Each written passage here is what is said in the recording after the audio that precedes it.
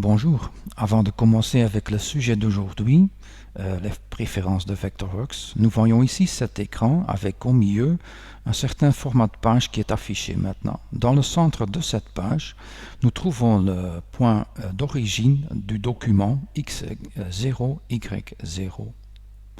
Lors du travail, ce n'est pas vraiment nécessaire d'afficher ce format de page. Nous allons donc décocher l'option. Et à partir de maintenant, la grille de référence continue à chaque côté du dessin. Entre-temps, nous pouvons continuer à utiliser le bouton pour zoomer sur le format de page, même s'il n'est pas affiché. Et c'est bien intéressant de travailler à l'endroit du centre d'origine du document. Et prenons maintenant les préférences de Vectorworks. Nous pouvons utiliser le menu Extra, Préférences Vectorworks pour ouvrir le dialogue. Ensuite, dans le menu Vectorworks de l'application sur Mac, il y a Préférences avec la combinaison touche Commande virgule, ce que je vais utiliser beaucoup dans ce webinaire. Le voilà. Nous allons commencer dans le premier onglet Édition avec l'option Mode glisser-déposer. C'est une méthode de travailler plutôt ancienne, mais voyons une fois les possibilités. Pour créer un rectangle, il faut que je pousse le bouton du souris. Nous continuons et nous laissons le souris au deuxième point. Lors de cette méthode, évidemment, je peux utiliser la touche B pour zoomer fort et continuer avec laisser le souris au deuxième point. Il faut dire que même dans cette méthode-ci, la création d'un polygone nous prend un simple clic sur chaque point. Donc il ne faut pas pousser le souris dans cet outil-ci. Donc je dirais de reprendre l'option par défaut, c'est-à-dire la méthode clic-clic, ce qui nous donne des avantages bien importants. Par exemple, avec l'outil rectangle, il y a maintenant, après le premier clic, une barre flottante et avec les mains libres, je peux saisir des valeurs dans les boîtes X et Y. Dans le cas d'une ligne, les champs me donnent la valeur de la longueur et l'angle de la ligne. Dans les préférences de la barre flottante, nous prenons maintenant les champs, non seulement les champs primaires, mais aussi les champs secondaires. Dans le cas d'un rectangle, par exemple, nous avons encore la largeur et l'hauteur, mais en plus, nous avons la longueur de la diagonale et l'angle de cette même diagonale. Dans le cas d'une ligne, de nouveau, dans la barre flottante, la longueur et l'angle sont les champs primaires, mais nous pouvons continuer dans les champs secondaires pour saisir une valeur delta x et delta y. Si vous utilisez cette méthode avec la barre flottante plus fréquemment, vous pouvez toujours activer la barre des données avec la pavée numérotique, c'est-à-dire nous commençons avec l'objet et même sans la touche Tab dans ce cas-ci, nous pouvons directement commencer à saisir des valeurs dans les boîtes de la barre flottante. Dès le moment que le curseur se trouve dans le champ L de longueur, nous continuons avec la touche Tab dans la barre flottante. Une prochaine préférence de Vectorworks, prenons une fois, c'est afficher 8 poignées de sélection ou non. Sans l'option, le rectangle comme celui-ci me donne 4 points de référence pour éventuellement modifier cet objet. Avec l'option 8 poignées, nous avons des points extra sur les centres des contours, ce qui, dans la plupart des cas, sera même plus facile de modifier un objet comme un rectangle. Mais même dans le cas où un polygone est sélectionné, il y a 8 poignées qui se mettent sur le contour de cet objet-ci.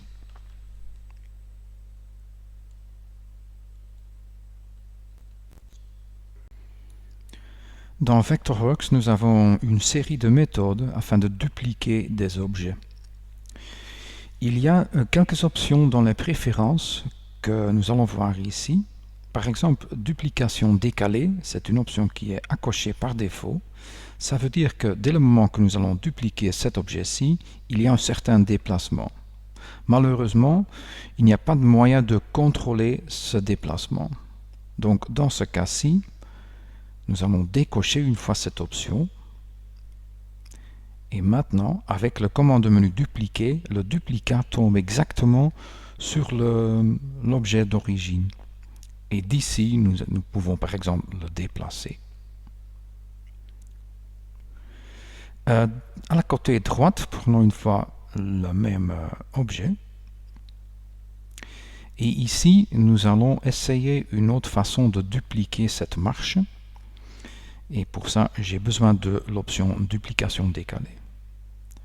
Je commence à déplacer. Maintenant, entre-temps, nous ajoutons la touche Alt sur Mac, la touche CTRL sur PC, et nous avons un duplicat.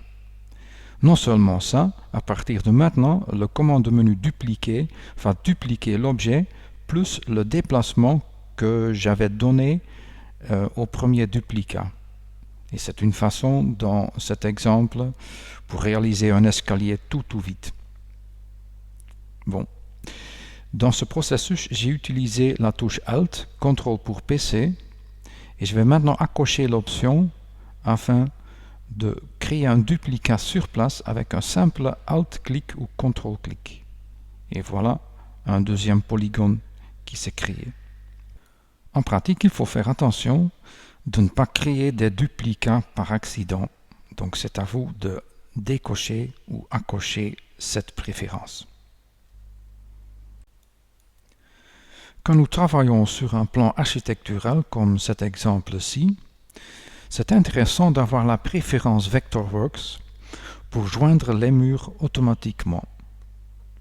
C'est une option qui est maintenant à cocher. Prenons l'outil mur avec un style de mur.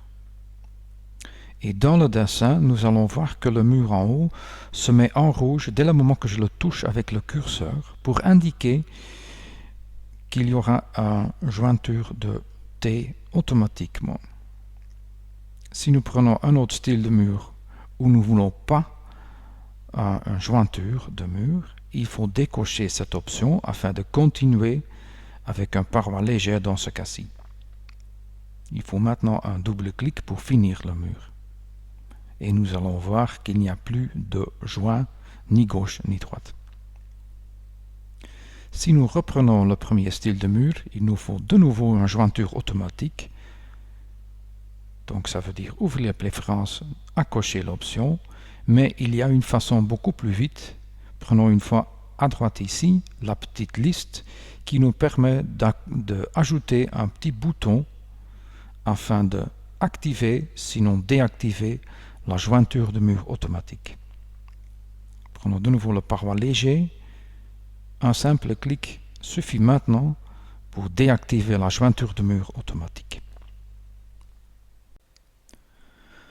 Pour une prochaine préférence Vectorworks, reprenons une fois la boîte dialogue. Encore dans l'onglet Édition, il y a la résolution de courbe 2D qui par défaut est mise sur Précise. Afin de vous montrer les possibilités, il me faut une polyligne, type Bézier par exemple, et ça pourrait être une partie du jardin de cette maison. Voilà un objet courbe Bézier.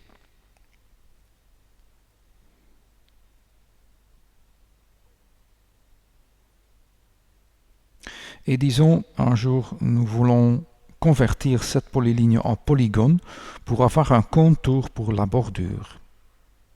Je vais convertir maintenant en polygone. Et voilà un polygone avec 257 sommets. Vous voyez aussi dans l'outil Édition qu'il y a peut-être trop de sommets. Donc reprenons les préférences pour changer la facteur en faible. Nous reprenons le commande menu convertir en polygone 2D. Et nous voyons maintenant un polygone avec 33 sommets qui sera suffit dans ce petit exemple. Parce que, en effet, moins de sommets, moins lourd le dessin, plus vite le travail sur l'écran. Dans les préférences de Vectorworks, nous avons une option pour régler le comportement avec le redimensionnement de symbole 2D. Par défaut, c'est toujours mais avec un message. Prenons un symbole de notre palette de ressources. Je prends une flèche de nord. Il s'agit de symboles avec leur nom en vert. Maintenant, si je veux changer la taille, il y a le fameux message afin de dire oui ou non, mais je vais aussi accocher l'option qui dit toujours exécuter mon choix à partir d'ici dans le futur. OK. Et nous allons voir qu'on est déjà en train de modifier ce symbole. Il y a évidemment le paramètre pour ajouter une certaine rotation. Si maintenant nous reprenons la boîte de dialogue des préférences, nous allons voir que là, l'option est changée toujours sans message. Disons je veux quand même changer, prenons l'option jamais, et dès ce moment, il n'y a plus de sommet de sélection, donc il n'y a que le paramètre ici dans la palette info-objet pour changer la taille de ce symbole. Dans Vectorworks, nous pouvons utiliser sur notre clavier les touches de flèche. La combinaison majuscule commande flèche, par exemple, nous permet de déplacer les objets sur la grille. D'abord, nous allons voir la grille. Il y a un message, je vais accocher pour ne plus afficher ce message. Et voici la grille qui maintenant se trouve sur 1 cm, 100 cm comme grille d'écran. Et je veux parfois afficher la grille, parfois non. C'est une préférence que, entre parenthèses, nous pouvons ajouter à droite en haut ici comme bouton. Une préférence qui se laisse changer tout vite. Reprenons le déplacement des objets. Dans ce plan, il y a une cuisine et dans ce groupe, nous avons le symbole de l'évier par exemple et avec majuscule commande flèche, nous pouvons maintenant déplacer cet objet centimètre par centimètre. C'est une chose très agréable à avoir et je voudrais une combinaison de clés moins compliquée. Par exemple, majuscule flèche, ce qui bouge directement majuscule commande flèche vers une autre option. Et à partir de maintenant, c'est majuscule flèche, déjà plus facile pour déplacer des objets sur la grille du document. À côté de ça, dans la même boîte de dialogue, il y a la touche flèche seulement, afin de déplacer l'écran vers la droite, en haut, à gauche et vers le bas. Et finalement, il y a la combinaison commande flèche ou contrôle flèche sur le PC pour changer la classe active et la couche active. Voyons une fois la palette explorateur à droite. Je change maintenant la couche active avec les flèches vers le haut et vers le bas. Et dans les classes, il y a la classe générale qui est l'active maintenant. Avec la flèche droite et gauche, nous pouvons changer la classe active du document. Et voilà déjà une première série de préférences de Vectorworks. Nous allons passer maintenant vers le deuxième onglet du dialogue, affichage. Il y a une option pour accocher ou décocher les règles. Vous le voyez dans le document en dessus et à gauche. Je vais vous montrer comme alternative les barres de défilement que vous voyez en bas et à droite. Les barres ne sont pas vraiment en proportion du document, donc moi personnellement j'aimerais mieux avec la touche espace, l'outil main pour naviguer dans le document.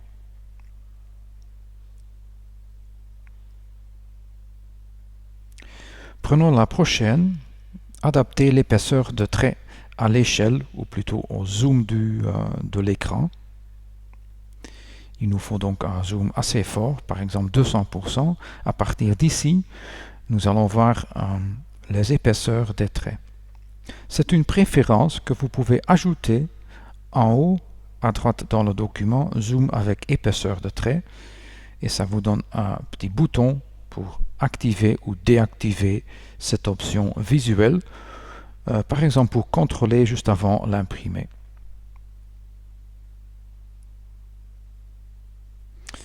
Prenons le prochain, c'est afficher ou non afficher les contraintes. Afin de vous montrer les contraintes, je dirais par exemple de créer une fois une cotation, parce que les cotations sont contraints aux objets. Et vous le voyez déjà, ce sont des petits marqueurs en vert, ce sont des petits carrés en vert qui maintenant se montrent comme feedback. Nous pouvons évidemment déactiver l'option afin de les rendre invisibles, mais même s'ils sont visibles, ils ne sont pas imprimés.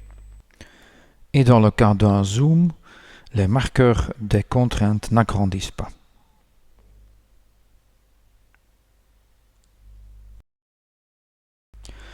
Continuons maintenant avec la prochaine préférence Vectorworks, ce qui nous permettra de définir la façon de travailler dans un groupe. Dans ce cas-ci, en édition de groupe, les objets en dehors du groupe sont montrés en gris. La cuisine dans ce plan est un groupe, prenons ça. Double-clic pour rentrer dans le groupe, vous voyez directement que le reste du plan est encore visible, en arrière-plan si vous voulez, et en gris. Et les murs ne sont pas seulement visibles en gris, mais comme vous voyez aussi, le curseur peut toucher tous les points d'attraction, ce qui nous permet de travailler dans le groupe en utilisant la géométrie du plan en dehors du groupe. Parfois, il y a des cas où ça nous donne un écran trop complexe, c'est pour ça que la préférence de visualiser ou non, c'est aussi devenu un petit bouton que vous pouvez ajouter en haut du document pour régler cette préférence en particulier.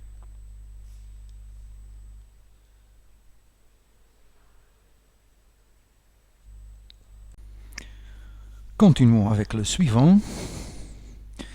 À partir de, disons, 4 Go de mémoire RAM, vous pouvez utiliser cette mémoire pour stocker le dessin afin d'accélérer la navigation du document. La suivante option, recentrer après un changement de vue, c'est très intéressant. Je vais la cocher dès le moment que nous avons un dessin en 3D. Par exemple, cette cuisine est un modèle hybride. Si maintenant nous changeons la vue, nous allons voir que l'objet sélectionné se met automatiquement dans le centre de mon écran.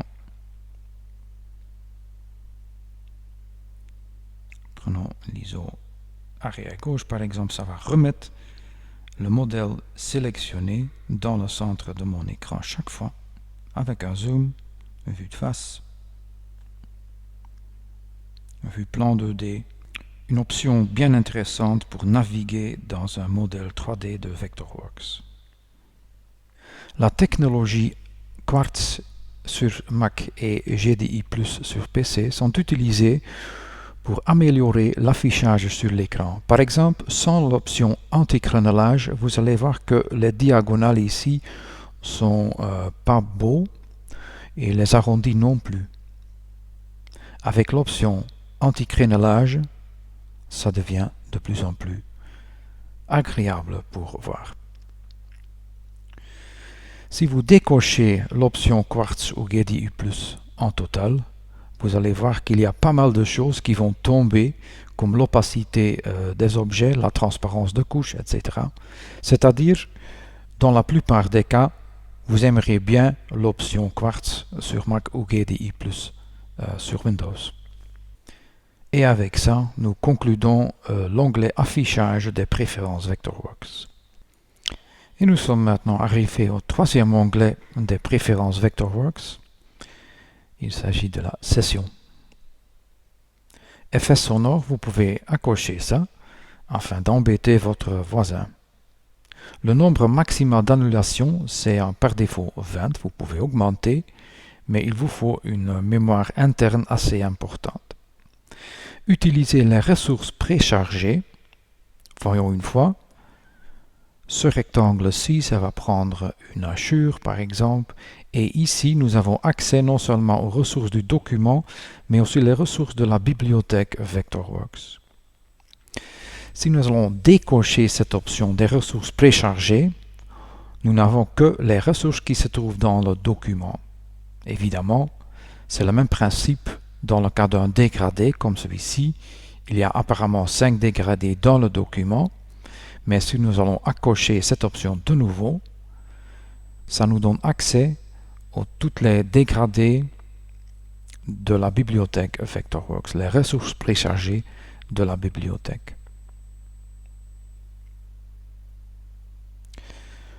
Vectorworks nous permet de créer un nouveau document chaque fois au démarrage ou non. C'est pas si important à mon avis. Et il y a finalement le bouton réinitialiser les autres préférences. Je dirais à partir d'aujourd'hui, vous pouvez ou vous voulez peut-être expérimenter un tout petit peu. Avec ce bouton, vous pouvez remettre tous les paramètres d'origine.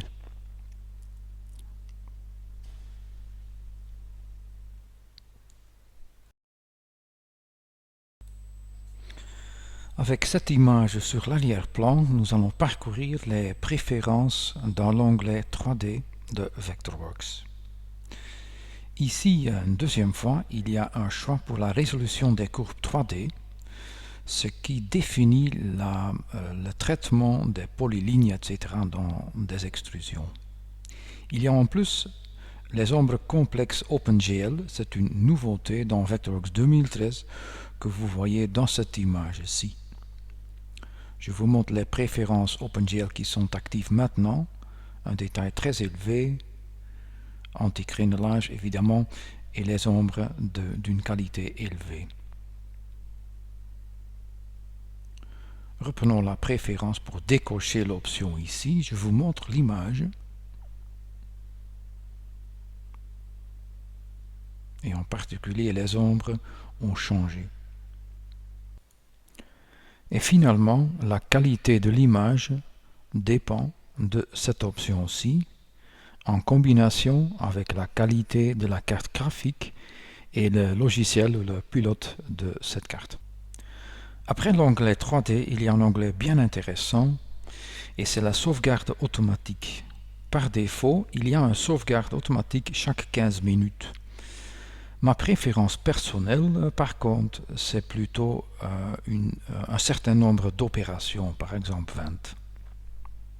Et je vous en prie, il ne me faut pas demander une confirmation chaque 20 opérations.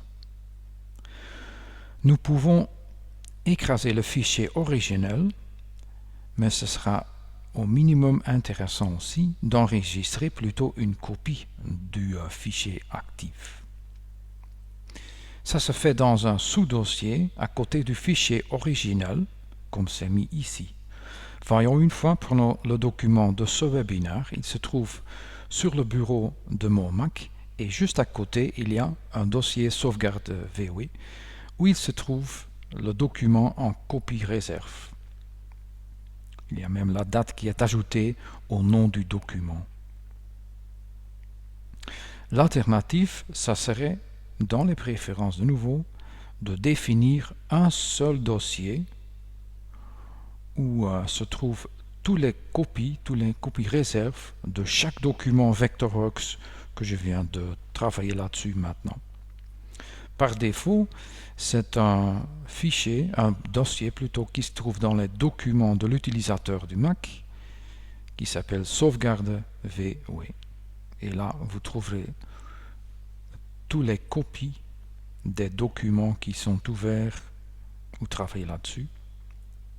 L'idée de ce dossier, c'est de le copier ou faire un backup chaque journée par exemple et de le supprimer chaque semaine, supprimer les copies qui ne sont plus actuelles.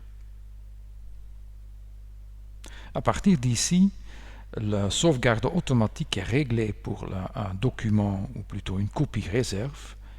En même temps, il faut donc enregistrer le document même à la main. Il ne faut pas oublier ça. Dans Vectorworks, nous avons une série de choix, de préférences personnelles afin de régler l'interactivité de notre curseur. Prenons une fois dans l'onglet Interactivité, le premier, qui s'appelle Curseur plein écran, ce qui nous donne dans le dessin un croix de fil en axe X et Y afin d'aligner un peu le curseur. Clairement, c'est un alignement visuel. C'est pour ça que moi, personnellement, je préfère plutôt le magnétisme de points et les guides qui viennent du programme même. Dans les préférences, apparemment, il y a une zone de sélection et une zone magnétique. Vous pouvez régler la taille des deux avec ces boutons-ci. Et ça veut dire que dans le dessin, il y a d'abord une zone magnétique afin de toucher, ou plutôt de sentir le magnétisme des objets et des points. Et si le curseur vient plus proche, il y a finalement la sélection. D'abord, le magnétisme est plus proche pour sélectionner finalement l'objet. Si cet objet est plutôt complexe comme cette étiquette, vous pouvez régler la taille, peut-être plus petite, ce qui vous permet de travailler avec le curseur plus précisément. Il y a d'abord donc le magnétisme et plus proche la sélection de cet objet.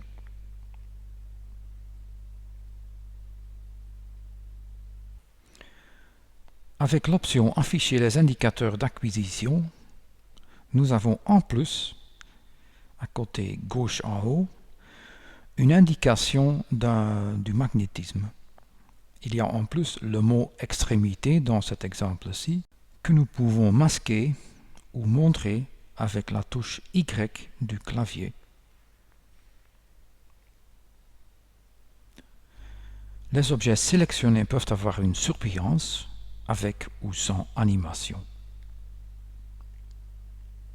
Ça veut dire dans le dessin qu'il y a d'abord une prévisualisation d'un objet, dans ce cas-ci d'un ton orange, ce qui est un aperçu d'un objet qui peut être sélectionné, ce qui passe avec un deuxième clic évidemment. Et c'est la présélection par clic que j'ai utilisée dans cet exemple-ci. La présélection, c'est un ton orange un peu plus foncé que l'orange de l'objet sélectionné. Sans la surbrillance dans le rectangle de sélection, c'est parfois difficile pour voir quel objet serait sélectionné après. Comme ici, l'escalier ne se montre pas avant que je laisse le souris. Avec la surbrillance, c'est beaucoup plus facile de voir d'avance quel objet sera activé après la sélection. Avec la touche Alt même, tous les objets qui sont touchés par la zone sont en surbrillance. En plus, nous pouvons adapter la surbrillance aux objets acquis, c'est-à-dire dès le moment que je mets le curseur ici sur le coin du bâtiment, c'est le mur horizontal qui se met en surbrillance comme indication que c'est un objet qui est lié, si vous voulez, au point où le curseur est mis à ce moment-ci. Voyons enfin la surbrillance suivant l'outil actif. Comme exemple, nous allons créer un mur avec jointure automatique de mur. Vous allez voir que le mur où le curseur se trouve se met en surbrillance comme indication d'une jointure de mur automatique. Reprenons une fois la boîte de dialogue des préférences. Avec le bouton couleur de l'interface, vous pouvez changer chaque couleur de chaque interactivité du curseur. Reprenons une fois le plan. Nous avons vu que la présélection et la sélection sont d'un ton orange les deux. C'est peut-être pas si clair. Prenons une fois les deux options. Il s'agit de celle-ci, présélection d'une couche active et sélection sur couche active. Et la présélection, nous allons changer le ton orange vers quelque chose assez différent, comme ceci. Et voyons une fois l'effet dans le dessin. Nous allons voir que la présélection est maintenant très différente de la sélection. C'est beaucoup plus clair pour voir ce qui se passe. Évidemment, vous pouvez toujours changer après. Je vais diminuer l'opacité même, afin d'une interactivité que moi j'aime bien. Dans les couleurs de l'interface, vous pouvez faire les mêmes choix pour un travail sur arrière-plan noir. Et enfin, avec le bouton réinitialiser les préférences par défaut, vous pouvez remettre tout sur les valeurs par défaut. Et voici quelques options pour régler vos préférences personnelles de l'interactivité du curseur. Et nous voici sur le dernier onglet des préférences Vectorworks. Il s'agit de dossier de préférences personnelles. L'idée, c'est que chaque utilisateur Vectorworks a son propre dossier de préférence, la bibliothèque de l'utilisateur, sur un certain endroit que vous pouvez choisir. À la limite, ça pourrait être même une clé USB, un serveur, mais pour l'instant, nous prenons la location par défaut, la voici, et d'ici, avec le bouton ouvrir, nous nous trouvons maintenant sur le Finder de cette Mac, dans le dossier 2013. Remarquez qu'il y a un dossier pour chaque version de Vectorworks que j'ai installé jusqu'à présent. Dans ce dossier particulier, vous trouvez le dossier bibliothèque et ce qui nous intéresse maintenant, c'est le dossier standard. Et comme exemple, nous allons prendre là-dedans le dossier ressources Azure. Comme vous voyez, le dossier est vide pour l'instant. Prenons une fois la bibliothèque de Vectorworks même. Le voici. La bibliothèque. Là-dedans, vous trouverez aussi un folder, un dossier qui s'appelle standard, avec là-dedans, de nouveau, un dossier ressources Azure, et finalement, il y a un document Vectorworks là-dedans. Reprenons une fois le programme. Et voici un document vide. Si maintenant nous allons utiliser une hachure, par exemple, dans ce rectangle, nous avons accès aux ressources qui se trouvent dans ce fameux document dans les standards du programme. Continuons dans ce document et disons que nous voulons faire une bibliothèque de nous-mêmes. Je vais d'abord supprimer les ressources par défaut et nous allons créer une hachure ici dans ce document vierge. Je dirais comme nom orange 45 degrés. Je vais seulement ajouter une couleur pour l'arrière-plan. Voilà l'hachure.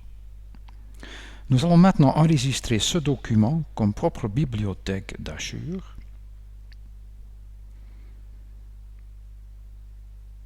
Et disons, pour l'instant, je vais le mettre sur le bureau de mon Mac.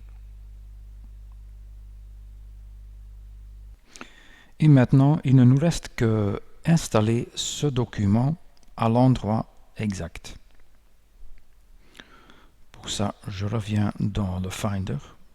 J'ai encore ici le dossier ouvert et ce document vient là-dedans.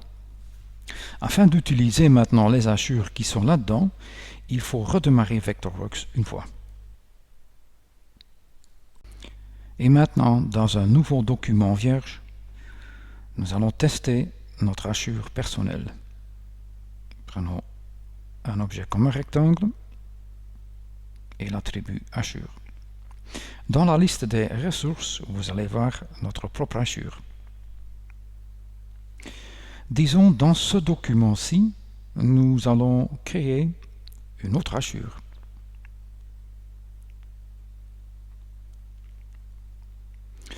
Par exemple, ça sera une hachure vert, 45 degrés.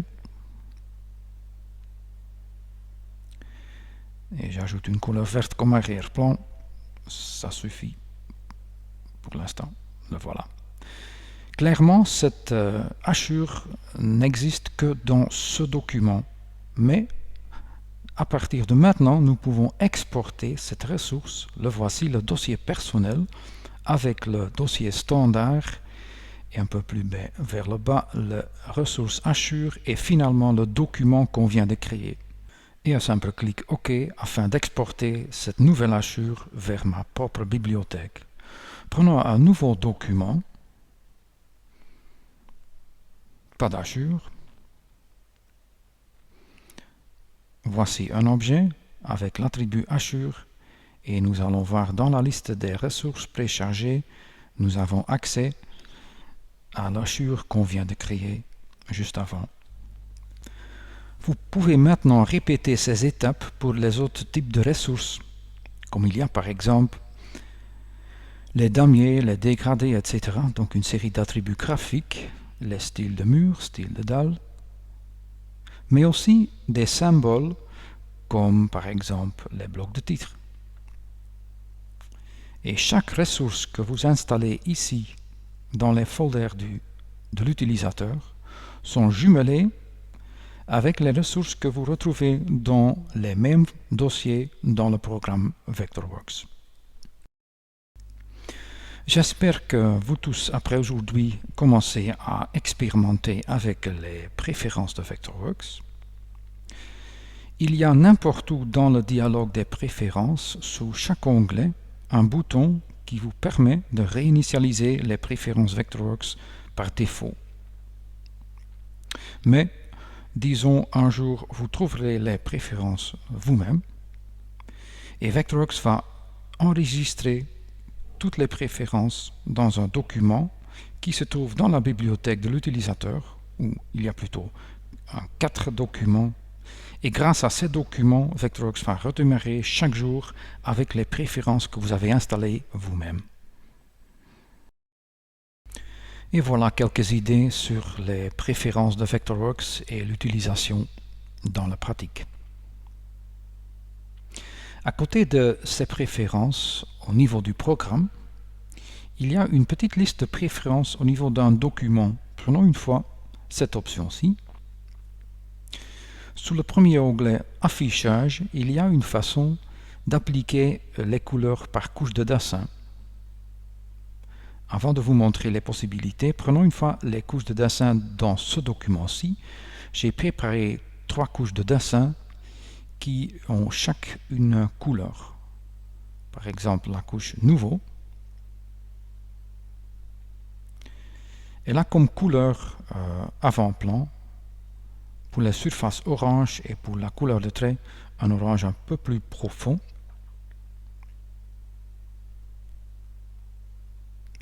Et il y a 2 autres couches de dessin, couche existant et couche démolition, qui ont tous leur propre couleur. Reprenons une fois les préférences de ce document, afin de visualiser toutes les couches avec leur propre couleur. Et voici une façon de présenter ce petit plan. Disons que ici, nous allons créer un viewport de ce plan.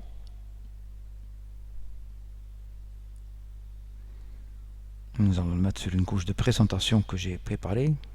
La voici. Et nous allons voir que ce viewport prend toutes les préférences des couleurs de couches. Même si maintenant, dans les préférences de document, je vais décocher cette option-ci. Autrement dit, l'utilisation de couleurs de couches, c'est maintenant repris dans ce viewport. Vous le voyez ici avec cette icône en couleur. Et même maintenant, je peux changer le comportement de, par exemple, cette couche existante. Si je décoche l'option couleur de couche, il y a une combination avec la couche existante dans ses propres couleurs. Dans les préférences d'un document de Vectorworks, vous avez ensuite, sur l'onglet Affichage, une option pour régler l'angle de lissage des maillages, maillage étant un volume en 3D. Prenons par exemple ce modèle du terrain sur sa propre couche de dessin. Nous allons voir que ce modèle en 3D est maintenant rendu dans un style maillage 3D.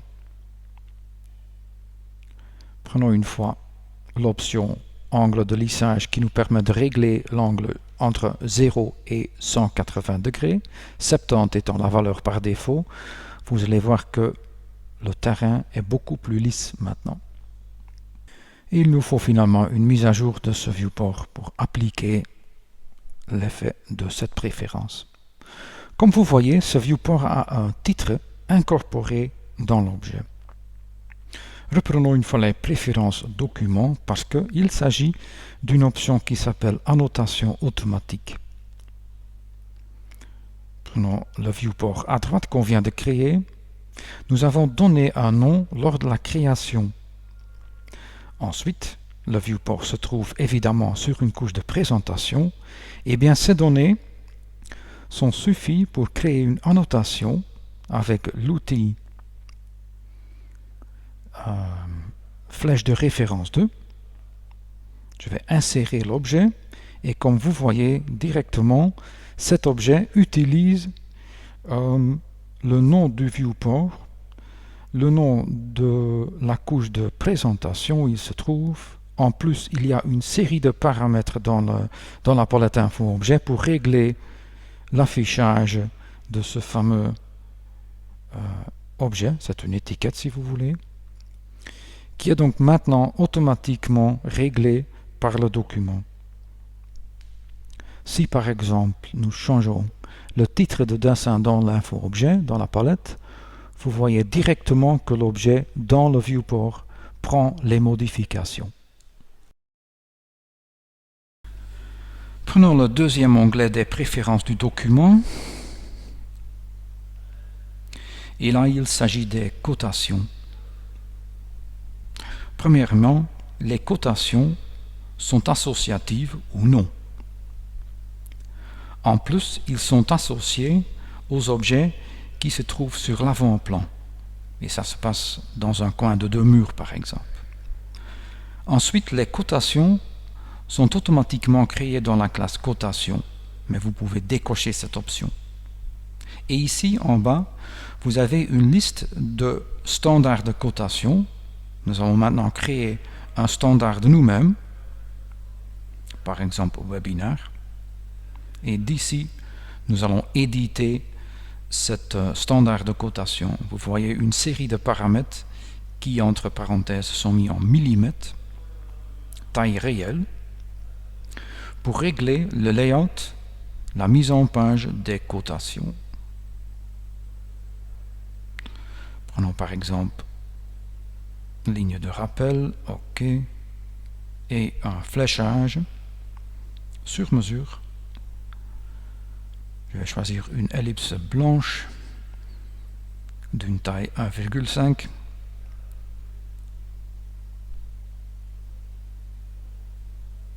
Il y a non seulement les attributs graphiques, mais en plus nous pouvons ajouter un style de texte que j'ai ici préparé dans le document pour régler la police utilisée par ce style de cotation. Dès le moment que ce travail est fini, nous allons activer le style webinaire ici dans la liste de choix. Et maintenant, faisons une fois une cotation. Dans la barre de mode, vous allez voir le style qu'on vient de créer dans ce document-ci. Et la cotation, par exemple ici, qui va reprendre tous les attributs graphiques qui sont maintenant partis de ce standard de cotation. Vous le retrouvez entre parenthèses aussi dans la palette info objet, le voici. Mais ce style de cotation n'existe que dans ce document. Si maintenant nous allons prendre un autre document, par exemple je vais ouvrir un document modèle, nous n'avons pas ce fameux style de cotation webinaire. Nous allons reprendre les préférences documents, deuxième onglet, cotation, pour créer un standard sur mesure, mais dans ce cas-ci, importer plutôt du document où se trouve le style webinaire qu'on vient de créer juste avant. Et voici. C'est maintenant dans le document nouveau. Merci de votre attention et au revoir.